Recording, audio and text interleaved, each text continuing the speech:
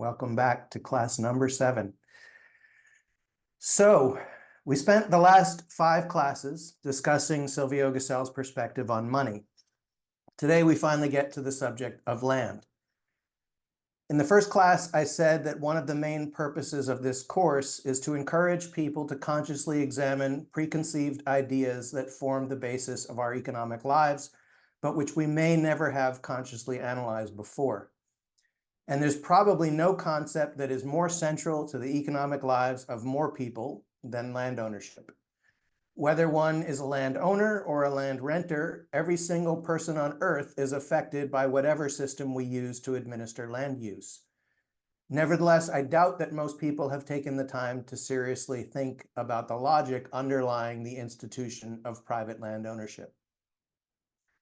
Silvio Gesell and Henry George share the view that private ownership of land is irrational and unnatural, and that an economy built on the foundation of privately owned land inevitably results in poverty, increasing wealth inequality, and recurring economic crises. Although Gesell and George agree in terms of their analysis of the problem, they proposed different solutions. We'll get to comparing them and discussing the pros and cons of their respective proposals shortly. But first, we need to review their analyses of the problem. All Gessellians know that the land side of Gesell's perspective is extremely challenging to talk about because it touches so many nerves and can elicit strong negative reactions. As a result, many Gessellians choose to avoid talking about the land issue entirely. They feel that Gesell has so much to offer the world just in terms of his analysis of money that they avoid talking about the land side for fear of alienating people.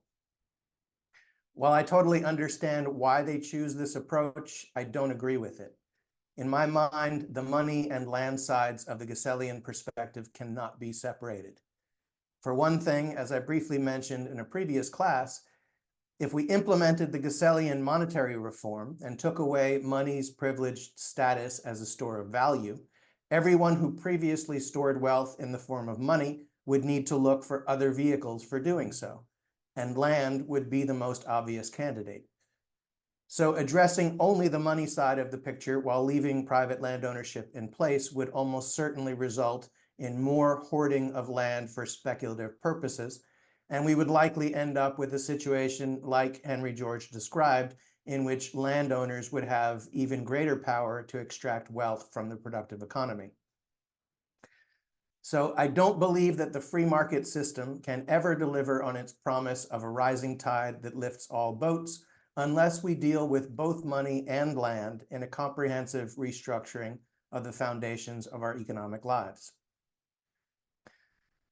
The most common response when people first encounter the idea of eliminating private ownership of land is, "That sounds like communism."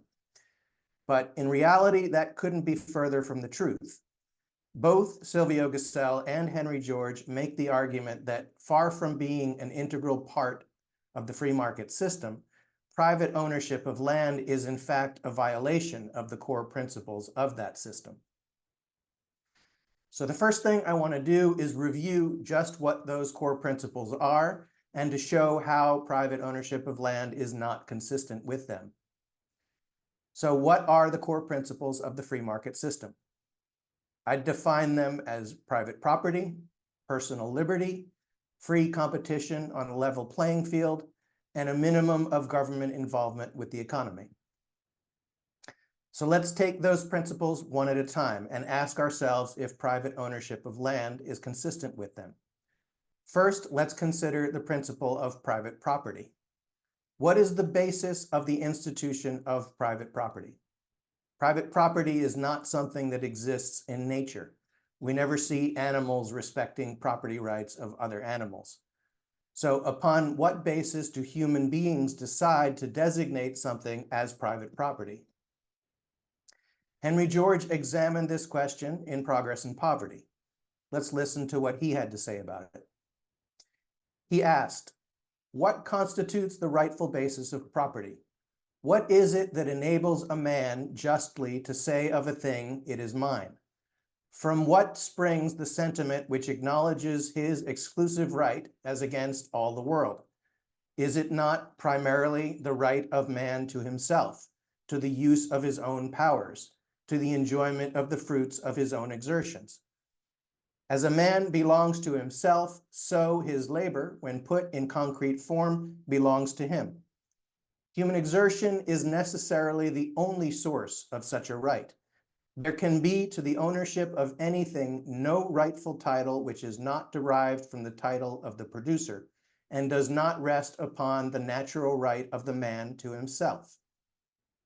There can be no other rightful title because, first, there is no other natural right from which any other title can be derived, and second, because the recognition of any other title is inconsistent with and destructive of that right. He goes on to say, this right of ownership that springs from labor excludes the possibility of any other right of ownership. When non-producers can claim as rent a portion of the wealth created by producers, the right of the producers to the fruit of their labor is to that extent denied. Let's recall the cocktail napkin. If you receive income without creating wealth, someone else is creating wealth without receiving income. This is basically just another way of saying what Henry George said. So in the simplest possible terms, the basis of the principle of private property is, if you made it, you own it. But who made land? Land exists prior to and independently of human effort. So if human labor is the basis of property rights, there's no way land could ever become privately owned on that basis. Therefore, one of two things must be true. Either the basis of property rights must be something other than human labor, or else all claims to the private ownership of land must be illegitimate.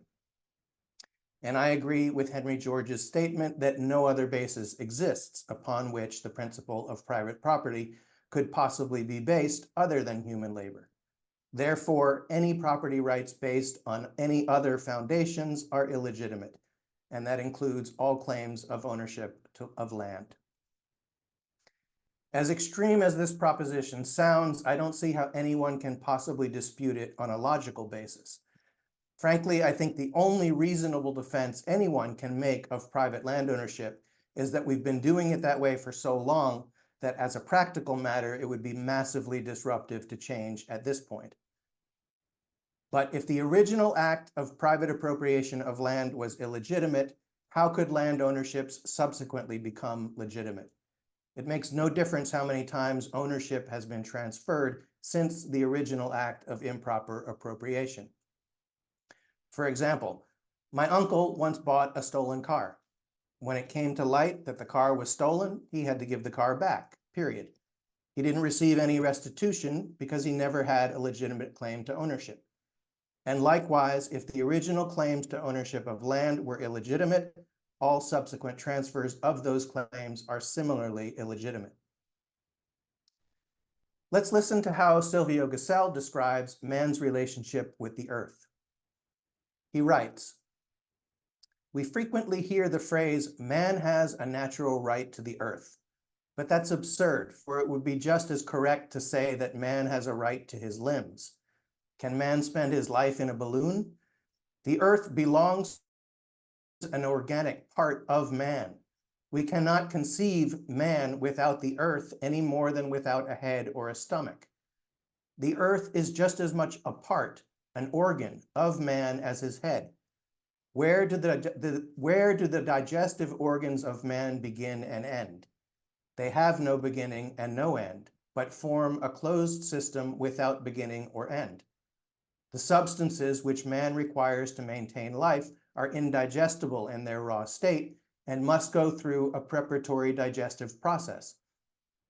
And this preparatory work is not done by the mouth, but by the plant.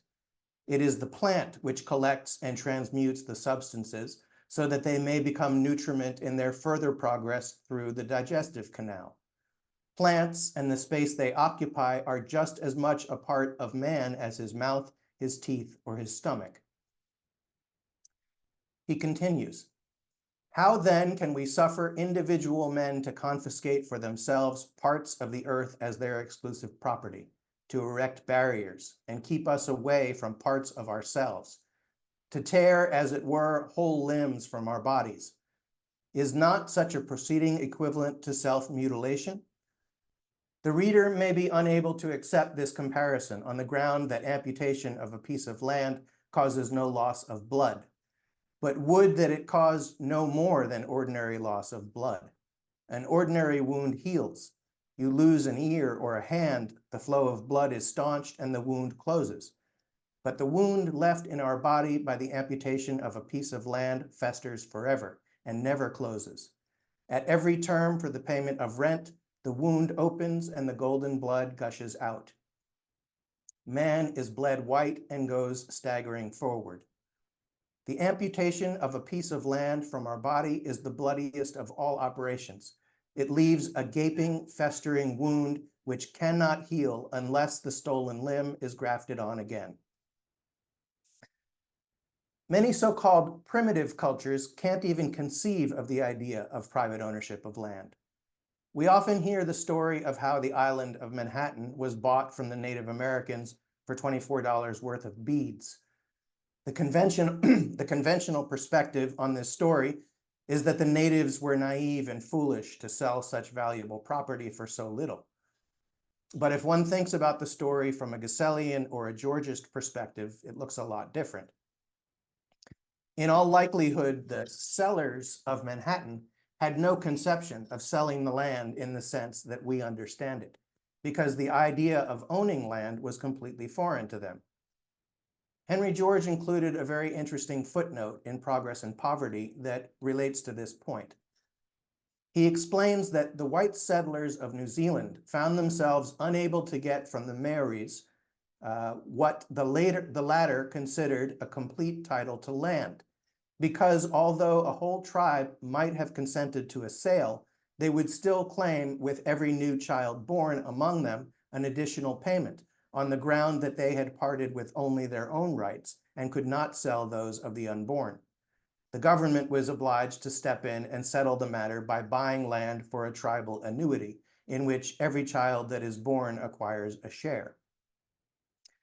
So in reality, what we from a Western European perspective refer to as the sale of Manhattan was almost certainly not a sale in the eyes of the sellers, because the very idea of selling land was something they couldn't conceive of. And I would argue it was the European settlers, not the Native Americans, who were operating on the basis of an irrational, unnatural premise.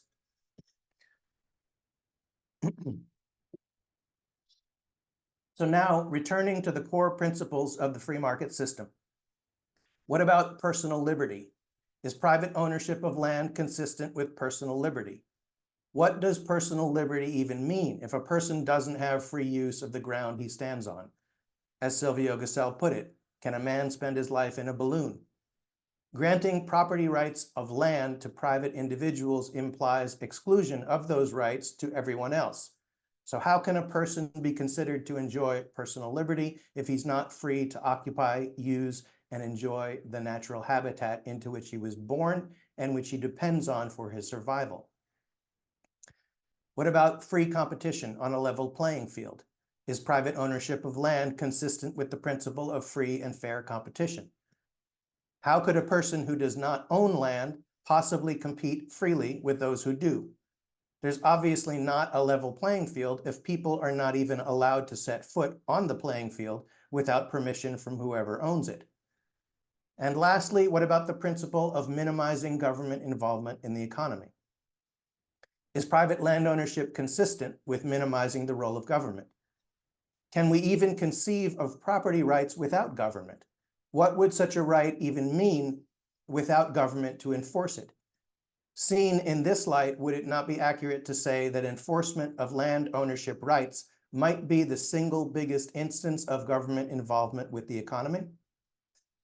So far from being communism, I would say a more accurate characterization of Gesell's position is that he was an unambiguous supporter of the general principle of private property, but he understood that the basis of that principle is human labor. He fully believed if you made it, you own it. And he recognized that private ownership of land is not consistent with that principle. Therefore, when people say that sounds like communism, my response is that it's the exact opposite of communism. Gesell's perspective is the purest form of affirmation of the principle of private property. Including land along with other forms of wealth which can be legitimately owned by private individuals on the basis of human labor is to undermine the entire principle of private property. Viewed in this way, private land ownership is not a core element of the free market system. It is in fact anathema to that system. So far from being communism, rejecting private land ownership is fully consistent with the principles of the free market system. And according to Gesell, eliminating private land ownership is a requirement in order for the free market system to be fully realized.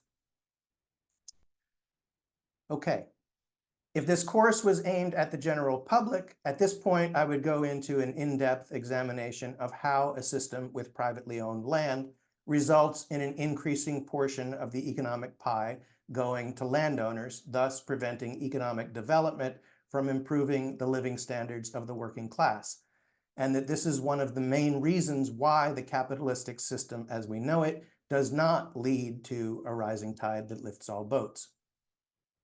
But since this course is being presented by the Henry George School, most of you are already very familiar with that subject, and going through it would be redundant.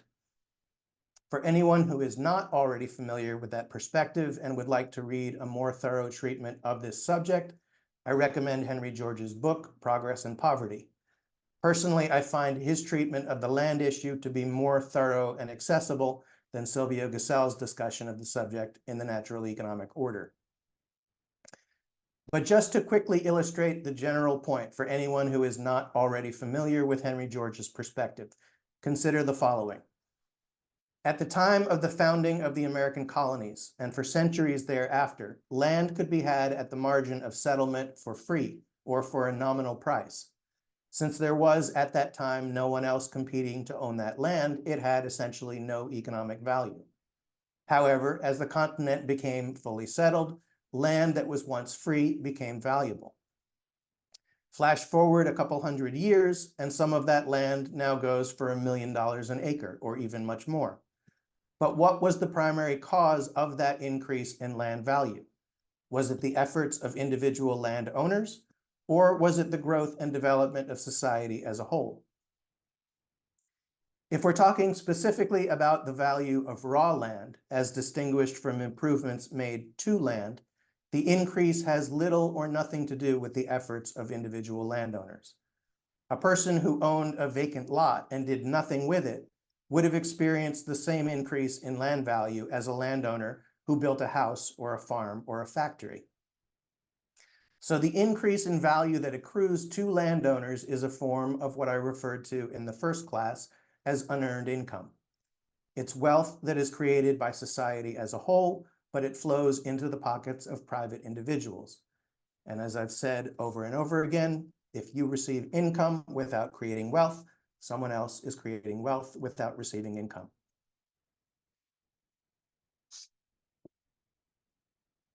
Okay, so now let's talk about how Silvio Gesell proposed to solve the problem of private land ownership in comparison with Henry George. Both shared the goal of capturing the full value of raw land and all of the natural resources contained therein for the community, while at the same time allowing the principle of private property to apply to all improvements made to land. All wealth is generated through a combination of land and labor. So if we view the earth as the property of the community, while considering human labor to be the root of private property, then the challenge is to allocate land use in such a way that the community is compensated for any part of the commons which is privately appropriated in the course of productive enterprise, while at the same time enabling private parties to enjoy property rights over the fruits of their labor.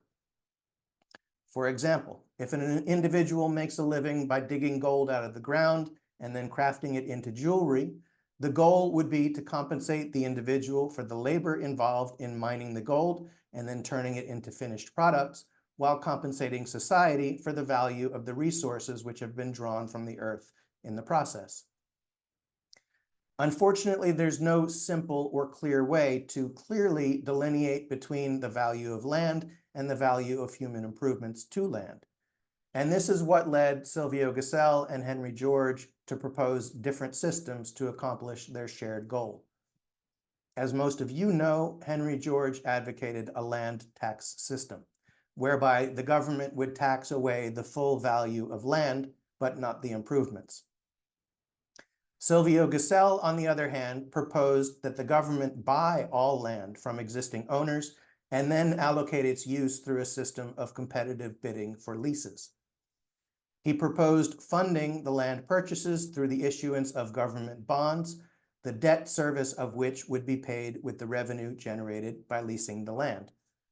According to his plan, once those bonds are retired, whether that takes 20 or 30 years, the government would own all of the land free and clear, and no one would have been expropriated in the process.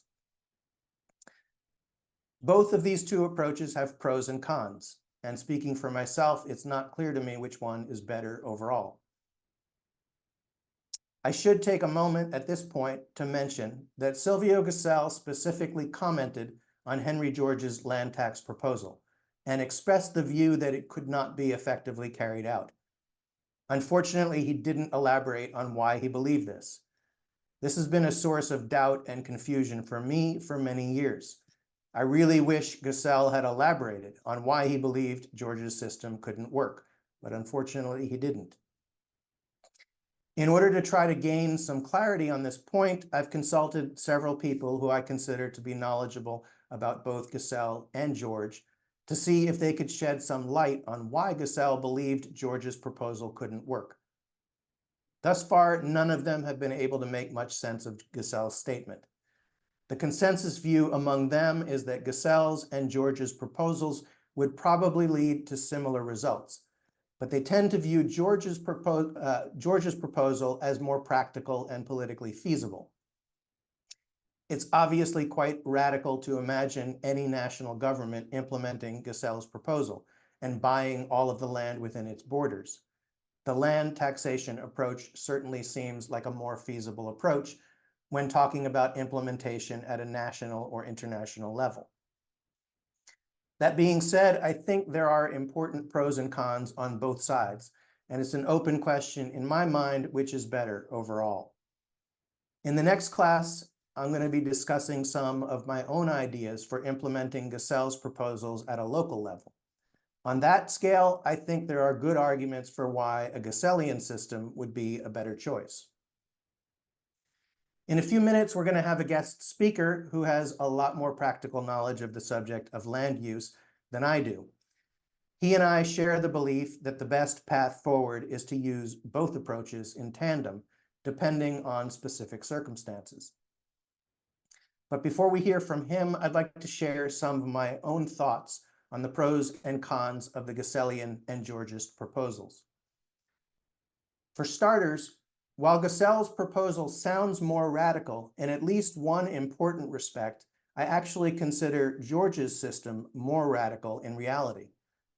As I just mentioned, Gesell proposed buying out all existing landowners. George, on the other hand, did not propose any restitution for landowners who would be negatively impacted by a land tax system. He compared ownership of land to ownership of slaves and argued that in the case of such egregious moral wrongs, no compensation needs to be made to those who are harmed by the ending of those wrongs.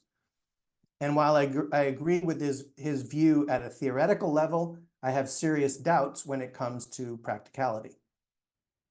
For example, consider a hypothetical situation in which a family has worked and saved for years in order to buy a home. Let's say they sunk the bulk of their savings into the down payment, and on top of that took out a large mortgage. Do we just say to them, sorry, you should have known better than to participate in the moral wrong of land ownership? You're out of luck?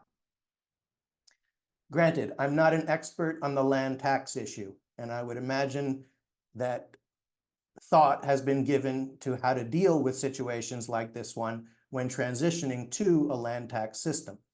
Maybe some of you will educate me about that during the Q&A session. But taking George's proposal at face value, it seems to me that even though it sounds more politically palatable than Silvio Gesell's system, it might in fact be significantly more disruptive. One respect in which I tend to prefer Gesell's system to that of Henry George has to do with the mechanism for land valuation. A land taxation system would seem to rely more on central administrators to assess land values, whereas a competitive bidding process for leases would leave that determination to the free market. I tend to think that markets are much more efficient than central administrators for making those kinds of determinations, and I would also be concerned about the potential for corruption if assessing land values is put in the hands of administrators. For example, let's consider a concrete situation. The AT&T building in downtown St. Louis, it sold in 2006 for $205 million. In 2022, it changed hands for $4 million. Is the $200 million difference primarily due to changes in the value of the land or in the value of the building? In the land, obviously. The value of a physical structure can't vary by such an extreme amount. So how would a land tax system deal with such a situation? Would the owner of such a property have to continue paying land tax based on the $205 million valuation? If not, what would be the process for adjusting it downward to $4 million? And how could that adjustment process be carried out without creating significant potential for inefficiency and corruption? Perhaps part of the answer is that under a land tax system, we wouldn't see such extreme swings in land prices, and that it's the existing system of land ownership and the speculation that it gives rise to that makes land values so volatile. But certainly that's not the whole answer to the question, because even if a significant portion of that kind of volatility could be eliminated by transitioning to a system that doesn't encourage speculative investment in land, there are still plenty of other factors that would result in significant changes in land values, such as demographic shifts.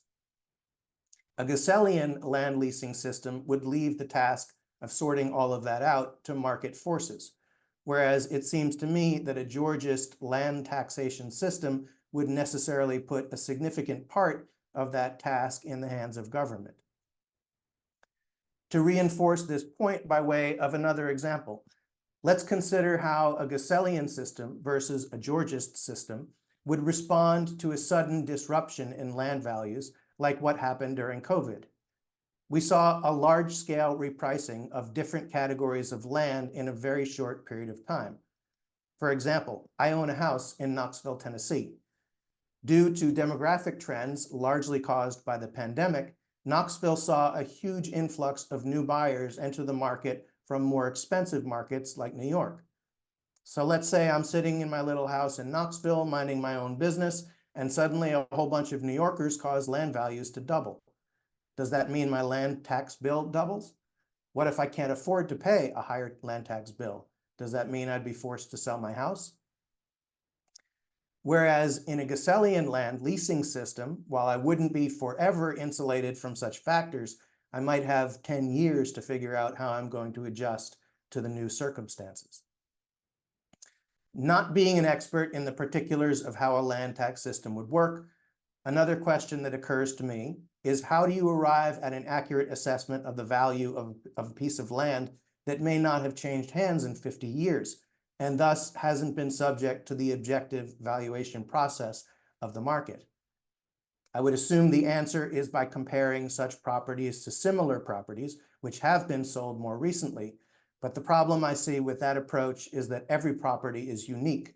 No two pieces of land are identical, and there are so many factors that go into determining land values. Therefore, it would seem to me that there would have to be many subjective determinations made by bureaucrats, which in turn would lead to an endless series of appeals in which individual landowners dispute those determinations. Perhaps some of you who are more well-versed in how a land tax system would work can educate me during the Q&A. why this is not the case and how a land tax system could be set up in such a way that market forces, rather than decisions of government officials, are the basis of land valuation, and in which all parties can rely on an accurate and fair system. I want to be clear that none of the concerns I've raised mean that I have an overall negative view of the land tax approach. There's not a doubt in my mind that replacing our existing tax system with a land tax as the single source of government revenue would be an enormous improvement on the status quo. The only question in my mind is whether there might be an even better model based on the proposals of Silvio Gesell. One respect in which I tend to prefer the Georgist system to that of Gesell relates to the issue of incentives for responsible land use. Obviously, we don't want occupants of land engaging in harmful, unsustainable practices. And it seems to me that there would be stronger incentives against such behavior with a Georgist system in which land ownership remains technically enforced, as opposed to a Gesellian leasing system. In thinking about how a leasing system would work, it is a concern that lessees could pursue short-term oriented harmful behaviors and then just walk away from those problems at the end of their leases. Whereas in a Georgist system, those people would still own the land, and if they wanted to sell it, the prices they could get would reflect the damage they've done to their properties. So in this sense, I think a Georgist system would create greater disincentives to harmful, unsustainable land use. The bottom line is that no system is perfect. Land use is an extremely complex subject, and there's an endless variety of factors that need to be taken into account. I don't think these kinds of questions can be definitively answered on paper. I think at a certain point, different competing models need to be put into practice, and the results they generate will tell us which ones are better overall. This is why I agree with our guest speaker tonight, who I'm going to introduce now, that the best path forward is some combination of Gesellian and Georgist systems.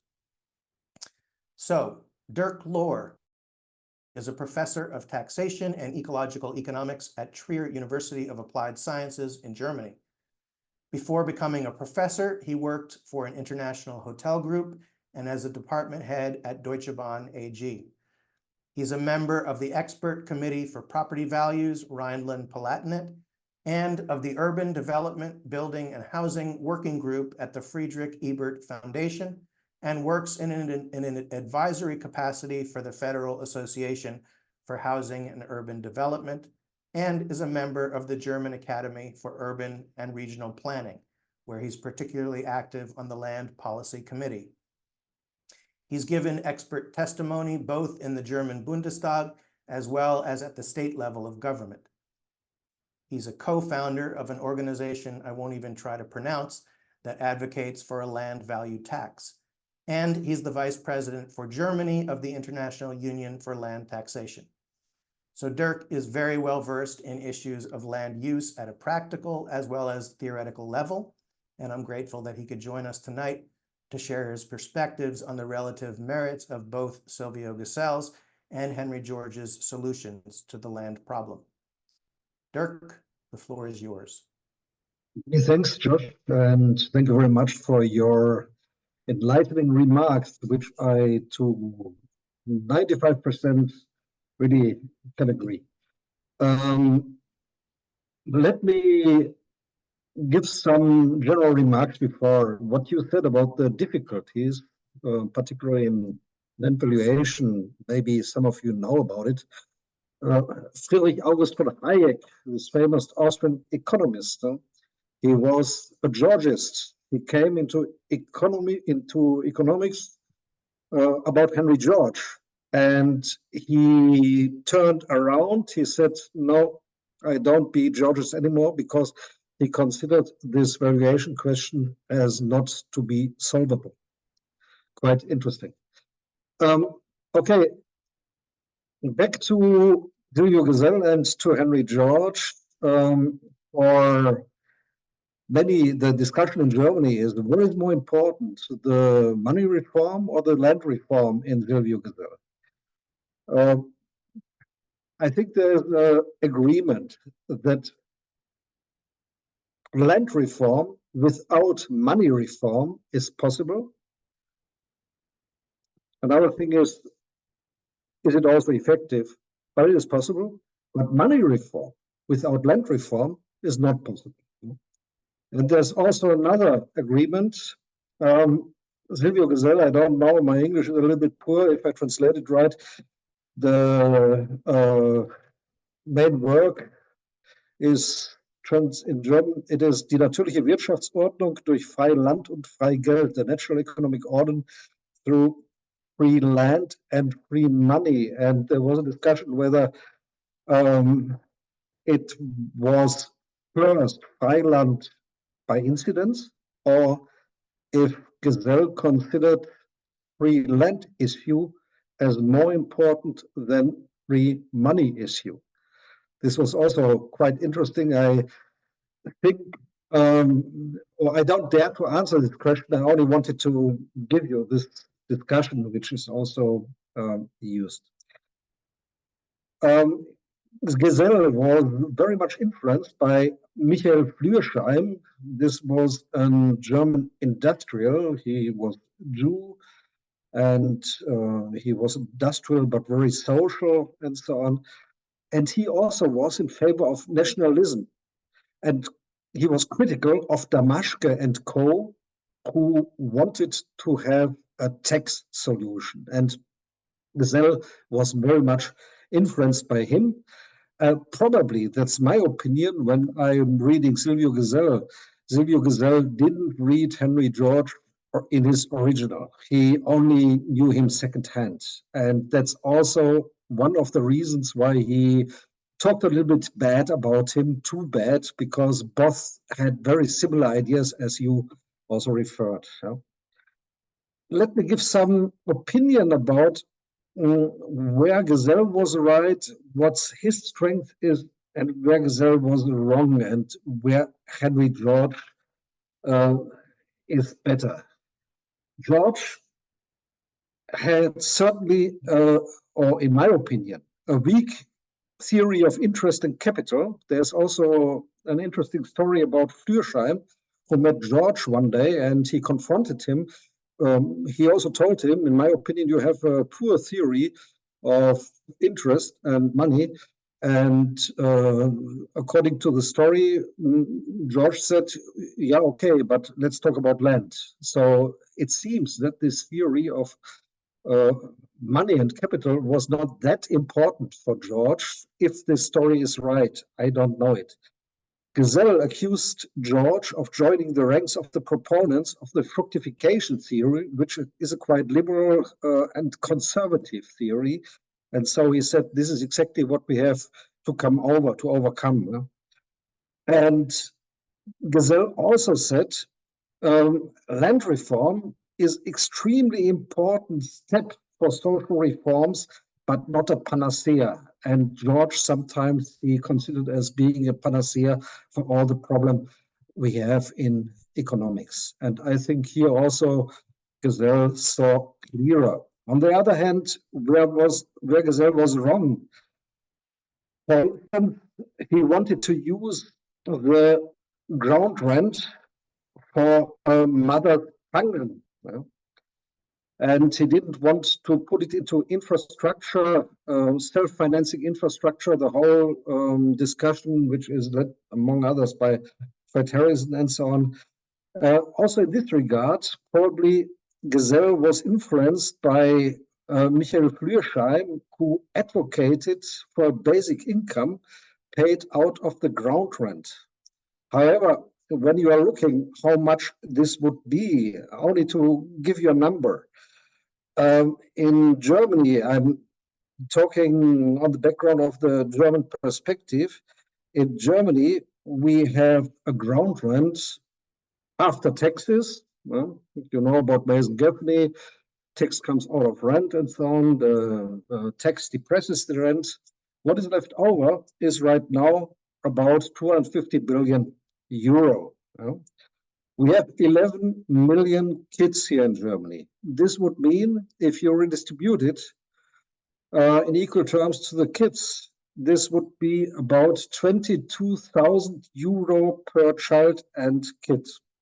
When you compare this with an average net income of employee, this is 25,000. So I think this would get a revolution. Nobody would understand this, that a kid gets almost as much as an average worker or employee. And you have to keep up these tax systems. And this is also what Gesell, in my eyes, failed to see. He failed to see that taxation, as we know it today, is the flip side of private ownership of land, because we don't take the ground rent and invest it into public infrastructure. We let the ground rent being privatized, and in order to pay the public infrastructure, we have to use this taxation, which is damaging and unjust in many regards. Those who know about Henry George and his descendants, they know about this issue. I don't want to go deep inside. Nor did he address the inefficiencies and injustices caused by taxation in the traditional system. So, but if we take the money, if we take the ground rent and we use it for such a maternal pension or basic income, we have to keep the existing tax system. And this is, in my eyes at least, one of the key problems also in capitalistic systems. But now to the point you wanted to stress, Josh, this is the relationship between Gesell's theory of money and capital and Henry George's land theory. I think they are not mutually exclusive, but complementary. You have to see them as complement. One is strong in capital, one is stronger in land, as you said. But also practical. The one is land value taxation, the other one is land nationalization, and then giving it away by auction. However, I want to tell you some impressions I got on the background of the German system. The auctioning of land has been criticized to the highest bidder. We had it also in Germany. We had some public land, and it has been auctioned to the highest bidder, but it is almost not done anymore for several reasons. One reason is the winner's curse. What does it mean, winner's curse? With such an auction system, if it works well, we want to get something as the market price. But who gets the ring with such an auction? The ring gets the highest bidder. Those who represent the market price, they are normally below the bid of the highest bidder. This means very easily the highest bidder overrates the market, the price. He is higher than the market price with his bids. Okay, there are some ways how to deal with this issue, but I can tell you municipalities in practice are not able to deal with it. It is not possible right now. And another thing is the public property is not only about taking away the ground rent. Public property, so the discussion we have today, is, for instance, also because we have climate change. We have to adapt to climate change. It is not only about efficiency, but we have to do some things. For instance, we have to make some plans that we have enough green areas and so on, that we have some land in which the water can go inside, that we can adapt to climate change, and we are not all cooked in the future.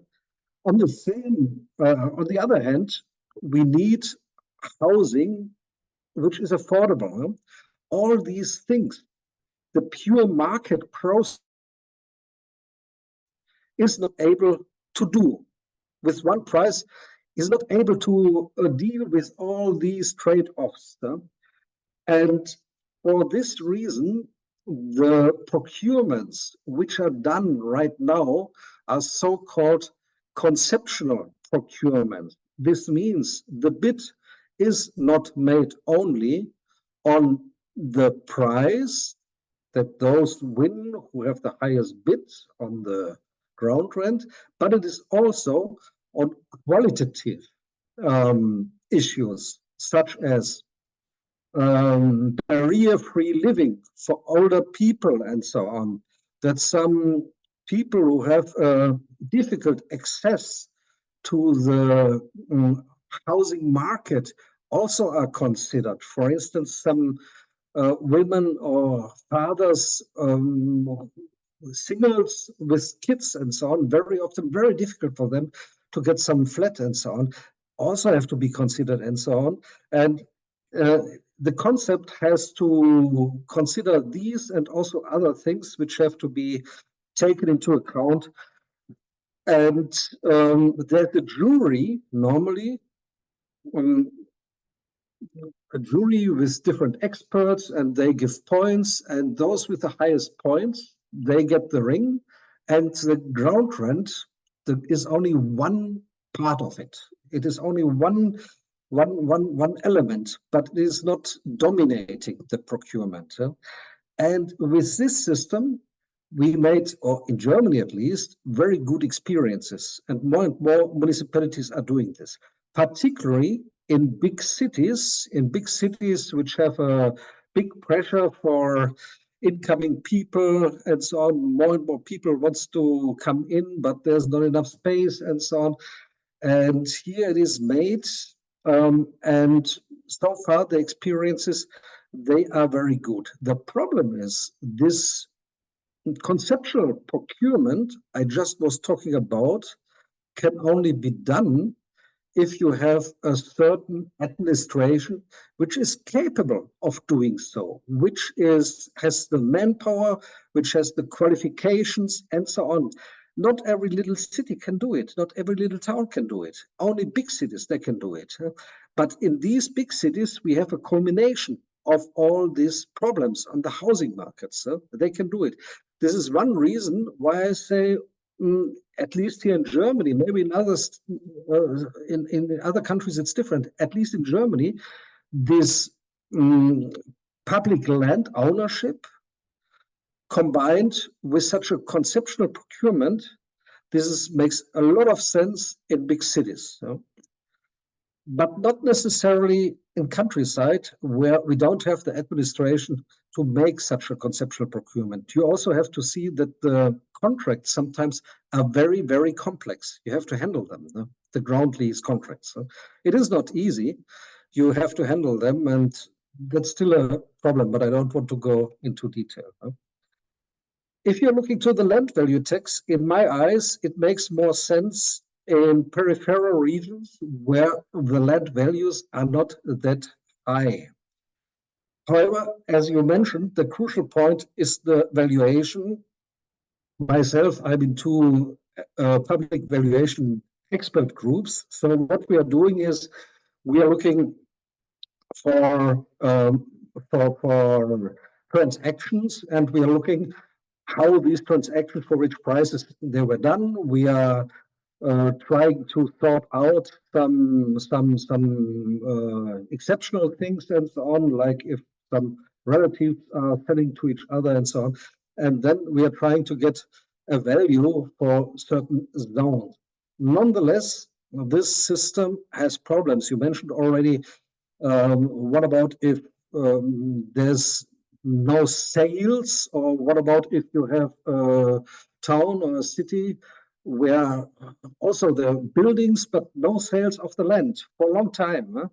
What are you doing then? Okay, there are also methods, for instance, residual value method. For instance, you take the or multiplication method. You take the rents for a shop and the rents for the flats above the shop, and then you multiply it with certain multiplicators. There are ways, but are they accurate? That's a big question. And we are discussing now whether we should complete this system we have. And it is not bad because they're experts, they're real estate dealers and so on, and also people from the real estate markets who can judge very well what's the situation on the ground. But we are trying to combine or discussing about to combine this expert valuation system with artificial intelligence, that we get some algorithm, and this algorithm gives a proposal for the land value of each parcel. And if we don't see anything special, we say, okay, let's take it. If we see, okay, there are some special circumstances, then we also can overrule the proposal of the artificial intelligence. One problem of this artificial intelligence stuff is that very often the algorithms are a black box and you only can validate them in the end. The big challenge is to understand the algorithm. But so far we're in the very beginning, but that's the target because this valuation stuff right now, it's also criticized, has been criticized by a court which said, oh, we don't trust your guiding land values because this valuation system, it is not that accurate. And sometimes it may be right, but I have a better opinion of that, but it can be improved. And I have very big hope for this artificial intelligence stuff. Let me conclude with some remarks, which you also mentioned, George. This was what is more practical and more radical. We had this tax reform, this property tax reform in Germany, and in one state, in Baden-Württemberg, indeed, we get a land value tax. But I can tell you, it was a very, very, very exhausting process, and it was a very disgusting political debate. It was very, very difficult, and only in one state we get it. It is much more easier. It sounds strange, but it is much more easier to take land into public hands. I even can talk with some conservative mayors, and on the ground, these mayors will say, yeah, we need more public land. When I'm talking, however, with some politicians, conservative politicians on the federal level, they will say, no, that's Bolshevism. But when I'm talking with the people on the ground, it doesn't matter whether they are conservative or social democrats or liberal, they will say, yeah, we need more public land. And we have one city, this is Hamburg, for instance, which made a new law. They say, we don't want to sell land anymore. We want to have every year more public land in our property, in our ownership, in public ownership, and we give it out with ground leases, with such a conceptual procurement. This had been done. This is almost what Gesell and what Flücher wanted, almost. But it was much more easy than the property tax stuff, property tax issue. I also wouldn't, for me, it was also strange, but the political process was like that. The putting the land in public hand, okay, you need instruments doing so. You need money. The city must have money to buy land or something. This is necessary. But basically, there's a quite good there's a broad understanding about that. With a taxation issue, it is not. Okay, now I'm stopping talking. All right. Thank you so much, Dirk. Very much appreciate you sharing your perspective.